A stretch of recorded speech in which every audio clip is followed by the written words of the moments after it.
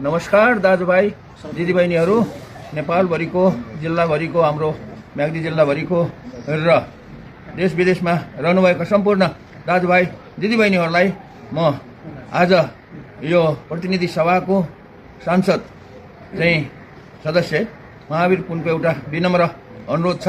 मेरो अनुरोध चाहिँ सबैले सुनिदिनु होला। मेरो फोनमा चाहिँ यो चुनाव नहुँदैदेखि चाहिँ एकदमै धेरैभन्दा धेरै फोन आउन थालेको थियो र अनि व्हाट्सएपमा मेसेन्जरमा सोसियल मिडियामा पनि धेरैभन्दा धेरै फोन र अनि यस्तो कलहरू आउन थालेको थियो, जसले गर्दाखेरि मेरो चाहिँ फोन चाहिँ एकदमै जाम भएर मैले चाहिँ हिजो दिउँसोदेखि चाहिँ यो मेरो फोन बन्द गर्नु परेको थियो।